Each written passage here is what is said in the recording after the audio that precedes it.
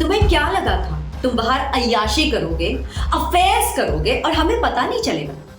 तुमने गिल परिवार को बेवकूफ समझ रखा है। अहान की सास यामिनी इस समय किसी आग उगलते ड्रैगन से कम तो नहीं लगता। और अहान अपनी डिफेंस में, अपनी सफाई में कुछ कह ही नहीं पा रहा था, मुंह तक नहीं खोल पा रहा। कैसे कहता, एविडेंस तो सामने था और यामिनी के शब्द अभी भी किसी बंदूक से निकली गोली के तरह चलते। तुम जैसे दो कौड़ी के आदमी को शनाया जैसी बीवी भी काफी नहीं होती। कभी आईने में अपनी शक्ल देखी है? औकात तक नहीं है मेरी बेटी के बराबर खड़े रहने की तुम्हारी। और ये कहते हुए यामिनी ने डिवोर्स के पेपर शनाया के हाथ। Hi everyone, welcome back to the 7th episode of secret Ameeza. अब तक हमने जाना था किस तरह शगुन और शौर्या ने अहान को अपने जाल में फंसा। अहान की किसी और लड़की के साथ बहुत ही इंटीमेट वल्गर फोटोज खींच के यामिनी के हाथ थमा दिए। चलिए जानते हैं क्या होता है आगे। ये सब झूठ है। फोटोज में जो कुछ भी दिख रहा है मुझे नहीं पता कि ये कहां से है। अहान ने फाइनली अपनी सफाई देने की कोशिश की और इस शौर्या तुरंत बीच में बोल पड़ा, अपनी बकवास बंद करो। इस तस्वीर को देखकर कौन तुम्हारा विश्वास करेगा और कौन विश्वास नहीं करेगा कि ये तुम हो? ये कहते हुए शौर्या ने मोबाइल शनाया के हाथों में दिया। शनाया शॉक्ड और हैरानी से वो सारी फोटोज देख रही। उसके आंखों में आंसू आ चुके। किसे अच्छा लगेगा अपने पति को? शनाया ने अहान की तरफ देखा तो उसे समझाने की कोशिश की। शनाया, ये झूठ है, ये हमारे रिश्ते को खत्म करने की साजिश। मुझे नहीं पता कि ये तस्वीरें कैसे आई। शनाया ने कुछ कहने की कोशिश की पर शगुन ने उसकी बात काट दी। अच्छा तो सच क्या है, तुम बताओ। पैसों के लालच में तुमने ये शादी तो कर ली, लेकिन हवस की आग अभी तक तुम्हारे अंदर जिंदा है। और किस रिश्ते की बात कर रहे हो तुम, जो अभी ठीक से बना भी नहीं है?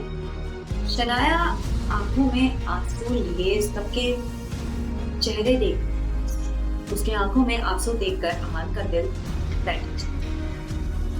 यामिनी ने शनाया को जोर से झकझोरते हुए, सोच क्या रही हो बेटा, तुम्हारे हाथ में डिवोर्स पेपर्स है, साइन करो और इस झूठे रिश्ते को हमेशा के लिए।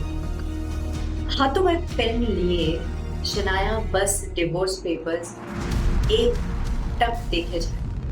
अहान का दिल और से था, क्या शनाया सच में सहन कर देगी? लेकिन ये शनाया अचानक आगे बढ़ी और शगुन के चेहरे पर एक जोरदार थप्पड़ लगा। शगुन लगभग लड़खड़ा कर गिर ही गई और वो तो पास खड़े शौर्या ने संभाल लिया। शनाया के एक हाथ में पकड़े डिवोर्स पेपर्स और फटे हुए टुकड़े शौर्या के मुंह पर। शगुन के साथ साथ शौर्या का मुंह भी खुला का खुला रहा और शगुन गुस्से में चिल्लाए, पागल हो गई हो क्या शनाया? हाँ, मैं पागल ही तो हूँ जो तुम जैसे घटिया लोगों पर यकीन करती आई। जवाब में शनाया चिल्ला, मुझे आज जाकर मालूम चला है कि मेरे और अहान के रिश्ते को तोड़ने के लिए तुम दोनों कितना गिर सकते हो और किस हद तक जा सकते हो। शनाया से इस रिएक्शन की उम्मीद तो किसी को भी नहीं थी। खुद उसकी माँ यामिनी हैरान थी और यामिनी ने तुरंत पूछा, तुम कहना क्या चाहती?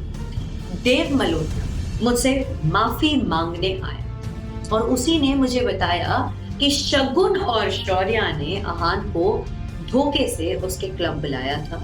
इसमें मल्होत्रा ने भी उनका बखूबी साथ दिया। शनाया सबके सामने शगुन और शौर्या का राज खोल दिया। यामिनी को फिर भी यकीन नहीं हुआ। शनाया, तुम्हें कोई गलतफहमी हुई क्योंकि ये तुम्हारे अपने कज़न। कोई गलतफहमी नहीं हुई है। देव ने मुझे सीसीटीवी रिकॉर्डिंग तक भेजी साफ दिख रहा है कि इन दोनों ने कैसे आहान को बेहोश किया और फिर एक लड़की के साथ मेरे पति की अश्लील फोटोज खींची। शनाया अपने अंदर की भड़ास बाहर निकाल और ये सुनते ही शौर्या और शगुन का चेहरा पीला। शनाया आंखों में आंसू लिए आहान की तरफ देख। अब जाके आहान को पता चला कि शनाया की आंखों में आंसू उसी के लिए थे। मामला हाथ से निकलता देख शगुन और शौर्या दोनों वहां से तुरंत निकल गए और यामिनी क्या बोलती, वो भी बिना कुछ बोले अपने रूम में चली गई। शनाया और आहान अब अकेले। फाइनली शनाया ने आहान की तरफ देखकर कहा, आपको इस बारे में मुझे बताना चाहिए था, कम से कम इतना तो विश्वास है मुझे। शनाया की बात सुन के आहान को एक अलग सा सुकून का एहसास, उसने राहत की सांस। रात काफी हो चुकी थी तो दोनों ने इस बारे में ज्यादा बातें करने के बजाय आराम करना सही समझा और बात पूरी करने के लिए पूरी जिंदगी है आहान, अब सो जाइए, बहुत थक गए। शनाया आहान को गुड नाइट बोलकर सोने चली। अब अगली सुबह शनाया के लिए फिर से एक नया चैलेंज लेकर आने वाला ही था। घर से तैयार होकर शनाया आहान के साथ ऑफिस के लिए निकल गई और गिल कंस्ट्रक्शन पहुंचते ही दोनों ने देखा शनाया के दादाजी आनंद के एक मीटिंग कर रहे थे। वो बोल रहे थे रोजवुड स्प्रिंग में किसी बड़ी कंपनी ने इन्वेस्ट किया है और इसीलिए उसकी पॉपुलैरिटी काफी बढ़ रही है। बड़े बड़े बिजनेसमैन उस प्रोजेक्ट को हासिल करना चाहते हैं। मैं चाहता हूं कि आप सभी किसी भी तरह से ये प्रोजेक्ट गिल कंस्ट्रक्शंस को अलॉट करना, और अगर ऐसा नहीं हो पाया तो सभी अपनी पोजीशन छोड़ने के लिए तैयार है। तावची was a very strict business. Project की बात चल ही रही थी कि शौर्या ने कुछ सोचकर कहा, शनाया के पापा शेखर अंकल के अंडर इंजीनियर्स की टीम है, वो अभी हॉस्पिटल में है और मेरा मानना है कि वो टीम मुझे दे दिया जाए तो रोजवुड प्रोजेक्ट अलॉट करवाने में बहुत हेल्प हो जाएगी। शनाया हैरान थी शौर्या की हिम्मत देख, उसने तुरंत बात, मगर पापा के पास से वैसे भी बहुत सी चीजें लेनी थी। अगर ये टीम भी उनसे ले ली गई तो उनके पास क्या रह जाएगा। पर शनाया के ऑब्जेक्शंस की किसी पर बात, वो मना करती रही, पर उसके पापा की टीम शौर्या को सौंप दिया। और जैसे ही मीटिंग खत्म हुई शौर्या बाहर आया और रोजवुड स्प्रिंग के सीईओ हर्ष मेहरा फोन उठाते ही शौर्या ने खुद को इंट्रोड्यूस किया।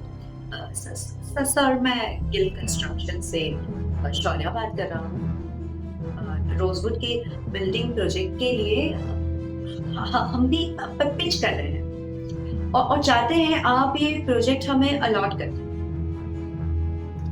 हर्ष ने कड़क आवाज में रिप्लाई किया, बहुत ही अनप्रोफेशनल तरीका है प्रोजेक्ट पिच करने का मिस्टर शौर्या। इतने बड़े प्रोजेक्ट्स फोन पर नहीं पकड़ाए जाते। आपकी इस हरकत से ही आपकी कैपेबिलिटीज का पता चलता है। इतना तीखा और रूड जवाब शौर्या घबरा गया और उसने किसी तरह बात संभालते हुए समझाया, sir I am so sorry, मैंने सिर्फ आपको बताने के लिए फोन किया था। कल मैं आपके पास आ रहा हूँ और मुझे किसी भी कीमत पर ये प्रोजेक्ट चाहिए। शौर्या का अनप्रोफेशनलिज्म सीईओ हर्ष को बहुत इरिटेट किया और उसने डांटते हुए, किसी भी कीमत पर, are you trying to intimidate me? आपका मतलब क्या है? ये प्रोजेक्ट सिर्फ डिजर्विंग बिल्डर्स को मिलेगा। आप आइए कल मेरे ऑफिस प्रेस कॉन्फ्रेंस में, व्हाई नॉट? आप गिल कंस्ट्रक्शंस की कैपेबिलिटीज की बात मीडिया के सामने ही होगी। Better be prepared. हर्ष ने धमकी देते हुए फोन रख दिया और शौर्या एकदम शॉक। उसके हाथ एक्चुअली में कांपने लगे कि मैंने क्या कहा? अब मैं वहां कैसे जाऊंगा? प्रोजेक्ट देना तो दूर, ये हर्ष मेहरा तो हमारी इज्जत नीलाम करना चाहता है। और ठीक उसी वक्त शौर्या को एक तरकीब सूझी।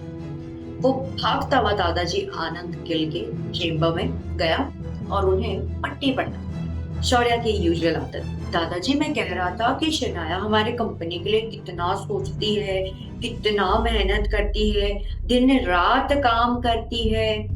और दादाजी के पास फालतू बातों के लिए टाइम नहीं था। उन्होंने ऊंची आवाज में कहा, साफ साफ कहो क्या कहना चाहते हो? मैं चाहता हूँ दादाजी कि रोजवुड स्प्रिंग के प्रोजेक्ट के लिए शनाया भी कोशिश करे। मेरे ख्याल से शनाया को ये प्रोजेक्ट हासिल करने में आसानी होगी और इससे हमारी कंपनी को ही फायदा होगा। शौर्या ने अपना आखिरी दाव खेल दिया और इस तरह रोजवुड प्रोजेक्ट लाने की जिम्मेदारी शनाया को मिली। वो इस बात से बेखबर थी कि शौर्या पहले ही खेल बिगाड़ चुका और हर्ष मेहरा को फोन करके काफी गलती कर दी। अब कॉन्फ्रेंस में गिल कंस्ट्रक्शंस की बदनामी होगी और इल्जाम आएगा शनाया। ऑब्वियसली अगले दिन सब लोग रोजवुड स्प्रिंग के मीडिया सेंटर पहुंच गए थे और वहां मीडिया के अलावा बड़ी बड़ी कंपनीज के सीईओज खुद ही आए हुए।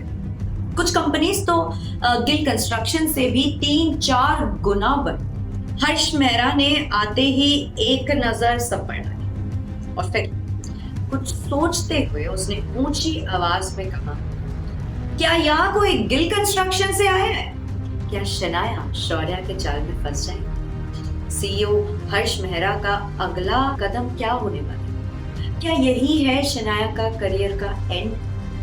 अब हम ये जानेंगे अगले एपिसोड में। Stay tuned. ऐसे ही इंटरेस्टिंग कहानियों के लिए हमारे चैनल को सब्सक्राइब करना मत भूलिएगा। I'll see you later.